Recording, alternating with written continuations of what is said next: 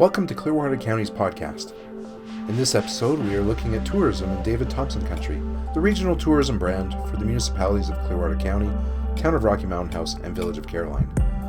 I'm here with Friends of Eastern Slopes, talking about some of the places that they manage and what it is they do. So, please, can you introduce yourselves? I'm Dale Marshall, President of Friends of the Eastern Slopes. I'm Suzanne Comfort, the Vice President of the Friends of the Eastern Slopes. And what does the Friends of the Eastern Slopes do?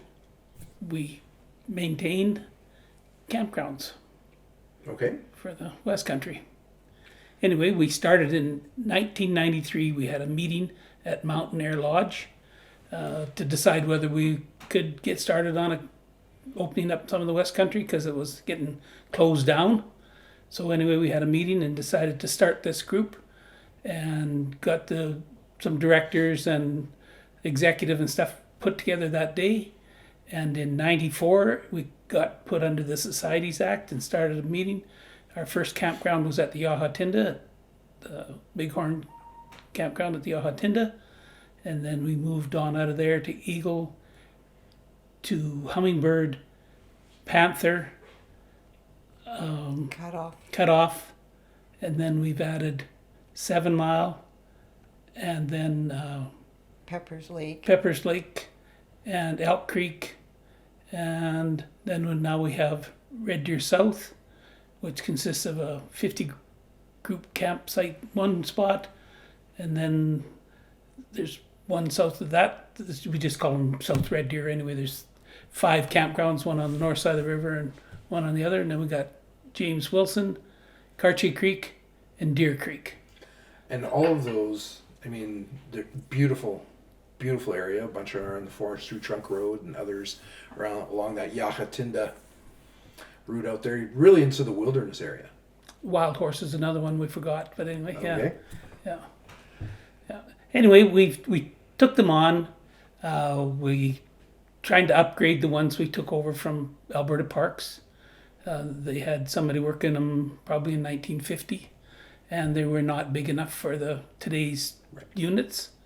So we've taken and expanded. A big pile of that took place last year and the year before. We expanded the Eagle Creek and put in close to 100 sites in there 2 years ago. Last year we took over Peppers Lake and Elk Creek and 7 Mile and redid all the campsites and roads and everything in there. Dug them out, made them big enough for today's units to be able to turn the corners and park in the sites. And then last fall we started on the Panther campground. We cut down the trees, dug out the stumps, and this spring when it gets dry enough we'll haul the gravel in and finish off those sites. Okay. And then we have toilets going in. We put in 2 more at Eagle Creek last fall. We got 3 to go in at Hummingbird this year, and then all new toilets at Peppers and Elk, the trout pond at Elk Creek, and 7 Mile are all going to get new toilets, plus one at the parking lot at Peppers Lake. Okay. For a nonprofit volunteer society, it sounds like you guys have been very busy. That would probably be an understatement.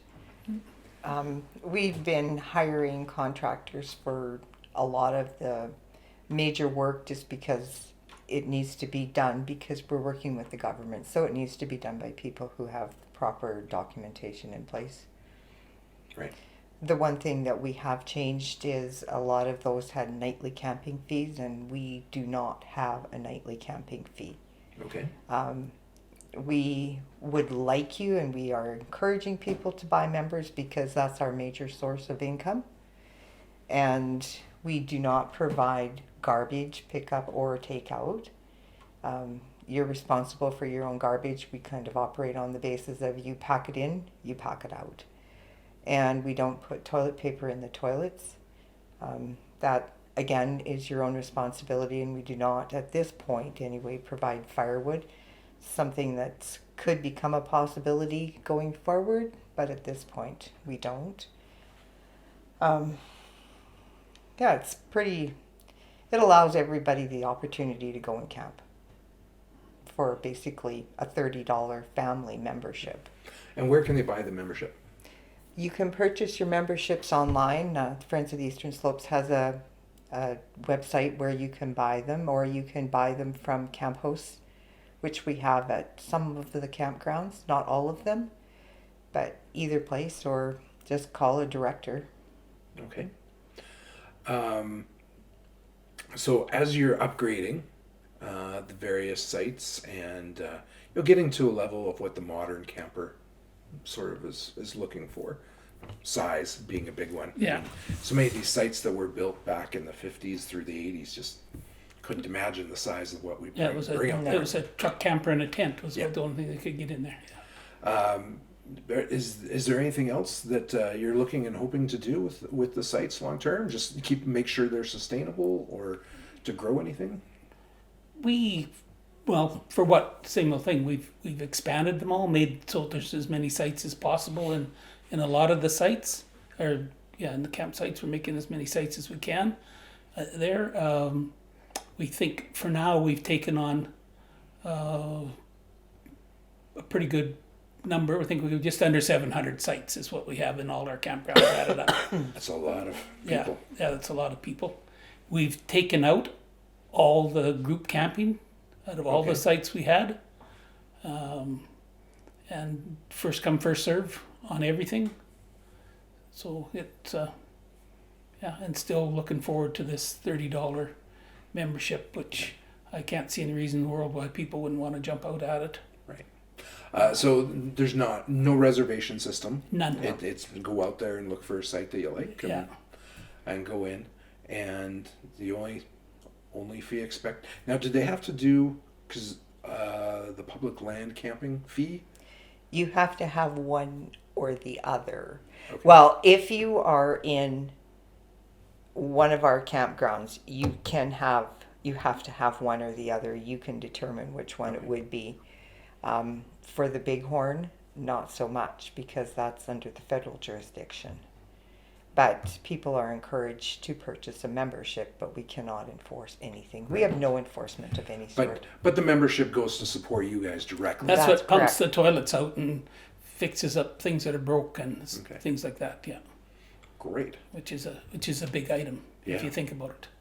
So what, besides bringing their own toilet paper, making sure that they haul all their garbage out, I try to encourage that too. Mm-hmm. Yeah. What are some of the other things that visitors might expect? Well, we do expect that if you have horses, that you will clean up your site afterwards. You're not allowed to tie to the trees. There's high lines in Hummingbird and Eagle Creek, Panther, and at the Bighorn. Cut off. Yeah, so use the high lines and clean them up. Leave them better than you found them, hopefully. And, if you come along and the last guy didn't, we really appreciate it if they would clean up before they went. Right. I guess we have high lines at Hummingbird too. Right. Yeah, so horses are allowed in most of the campgrounds, as are ATVs, with the exception of the Bighorn. Now, a lot of people think that, you go out in the wilderness and they just let their dog Oh, that's our biggest problem we got. is go dogs. wherever and poop wherever. But the truth is, this is a public land that's being used by people a lot. And so, there should be an expectation of cleaning up after your horses, cleaning up after your pets as well. Well, and truthfully, dogs or cats, I suppose, need to be under control. I mean, you don't let your horse run at random. Your dog can't run at random either, because you might not want my dog at your camp. So, there again, I said we really have no enforcement, but common sense needs to prevail. And you are liable if your dog creates an issue with my camp. And I'll say at Clearwater County, we receive a number of calls from people who are out camping and their dogs run off chasing some of the wildlife in the area, right? And that dog can run a ways, and then they don't know their way back, or they can't, or people need to leave, and so they call the county asking if we can keep our eye out. But we're a big area, and that dog could be a long ways out into the middle of nowhere. Well, the best thing would be if you had your dog on a leash attached to something firm that can't run away. I mean, I've seen so many dogs on a leash, all right. Well, the dog is on a leash, but it's not attached to anything. Right. So, I mean, you have to be very specific, we find, about the rules, because people will bend them every which way possible. Fire rings are in every location? Right. Yeah. Okay. Now, they're not in every campground. Are they attached? Like to have a approved one for when the fire bans are on, Okay. they've got to be attached. Some of ours are not. Okay. Yeah. So, would So there's two different things. There's, some type of notice would go up during Yeah. a fire ban saying Yeah. these don't comply or Yeah, something like yeah. that. Okay. That's something we just learned about. But anyway, yeah. Yeah. Oh, it's good to know. And hoping that we can get some of them attached to the ground. What is something you would like your visitors to know and understand when they come out?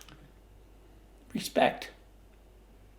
You know, mostly you don't throw your garbage down toilet holes, and you don't abuse what you got there, and yeah, Treat the property like it's your own. or better. Yeah. Yeah, we want those to be around for a long time for other people to use, right? That's right. And I mean, common sense again, you know, like don't light a fire under the tree, and don't go away and leave your campfire burning. Put your fires out. Put your food away so that it's not visible or accessible by a bear, I guess. And I mean, you're in the backcountry, so bears live there. That's home. And I know bears are a big concern, but even things like squirrels and feral horses and whatever else is out there, Yeah. they come looking for things too. And I know they're certainly beautiful to look at, and squirrels are so cute. Right. But you don't want to train them to come up and be taking food away from people, because then when you leave, the next family's there. Yeah. They might not want that experience, and that squirrel might get a little aggressive. Yeah. Yeah. Well, and I think one of the other things that's overlooked by particularly horse people is they don't realize that when they leave their horse feed out, you are leaving out a bear bait, basically, because it's generally oat based, and Right. that's what they eat. So you need to put away your horse feed as well as your people food. Okay, that's a good reminder. Anything else you would like people to know about Friends of Eastern Slopes or any of your campgrounds?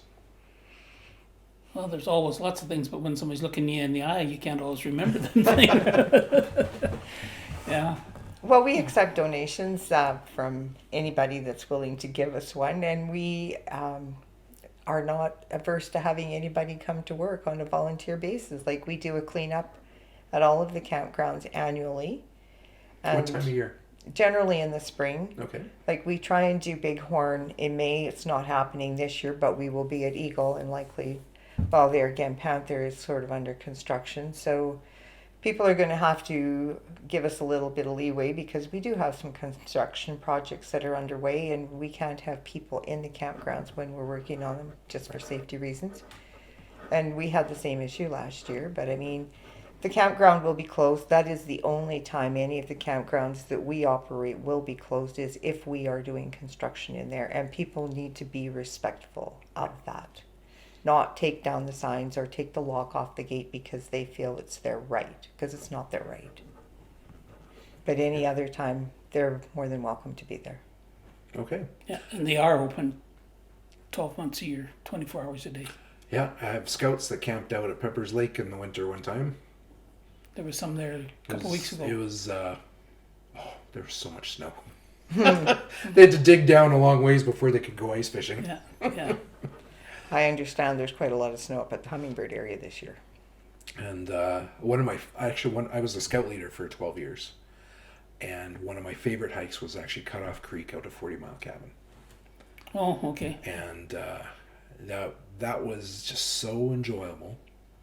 We didn't do the wagon route. We went Down the off to the south. Yeah.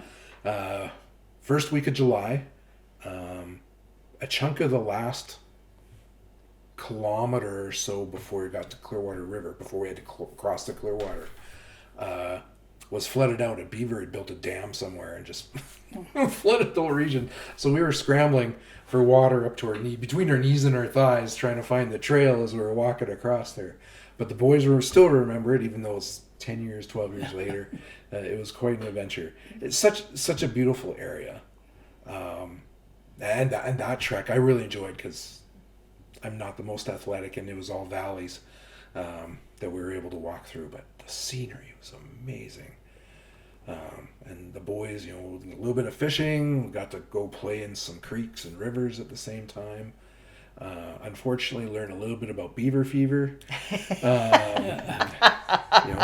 Things like that do happen. But it truly is a great wilderness experience. Like it's really rejuvenating. For the soul. I tell a lot of people, don't go to Banff and Jasper. Look what you got outside your door out here. Like we've got more to offer with less people and less restrictions. Not the same services as what people might expect in Banff and Jasper, but sometimes that's for the better. Yeah, by far. Yeah, there is no services. So, you need to survive with what you have with you. But it's very possible. Yeah. And it's a very good experience, I think. So, encourage people to bring, like, their own toilet paper, garbage in and garbage out. Need to bring their own water? Now, that's a matter of choice. Yeah, like every pump that's in the West Country has non-potable water. Okay. There's people that swear by it, and sometimes they got a little bit of rust in the spring in there, like you were talking about earlier, and then it clears up, and some of them are just think it's the best water in the world, and other people won't touch it with a 10-foot pole. But it has not been tested, so no. Okay. No, and then of course there's quite a few springs out there if you know where to find them. That the water's as good as you can get. Well, and the river's always right there too. So if you bring your own drinking water, there's plenty of wash water available. Right. And I hate to have to say this, dispose of your gray and black tanks in appropriate places. Oh, that's yes. Right. Yeah. So true. And there is places to dispose of your sewage or whatever in Sundre and I believe Caroline. Racinus at Caroline. And quite a few along that Rocky road there. has their own. Yeah. Mm-hmm. Yeah. They're available everywhere. There is none in the backcountry. But no, you don't drive down the road and open your tank. Yeah. That I can't say enough about people who should be punished for that. Well, there again, it's respect. Yep. You wouldn't do that in your own front yard, so why would you do it out there? Just because you think it's nobody's backyard, but it is. It's everybody's backyard. Clearwater County has created the Sasquatch symbol and partnered with several other counties in order to get the message of, welcome to our backyard, but please treat it with respect. Yeah. And we have some of those signs cut off for sure. Yeah, I think they're in all of our campgrounds. I think so. Probably. Yeah. Yeah. Jim, not Duncan? Duncan, was on that thing. Yeah. Another thing is that a lot of people don't know that there is no power to have service lots. There's no services at any of our no cell service either. No cell service, no hookups of any kind. We don't have that kind of stuff at any of our sites. And rules around generators are just be polite. You don't be running them all night long, really noisy. Yeah. I believe that our rules state 11 o'clock in the evening and 8 in the morning. So just there again, common sense.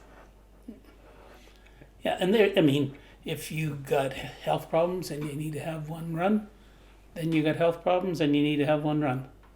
But there are ways to make those quieter then. Yeah. That's true. And most of the machines you'd have are battery operated too, so you just have to make sure your batteries are charged up. But we do have a friend of ours that needs power a lot. Yeah. Yeah, and then they figure out their way to work around that. Yeah. Mm-hmm. Well, it was so good to meet with you. I appreciate you taking the time and talking a little bit about Friends of Eastern Slopes. And we look forward to more of the campgrounds getting some upgrades and a little bit of expansions. Yeah. Well, we're still looking for funding to do our last batch of inheritance, but I guess we'll see.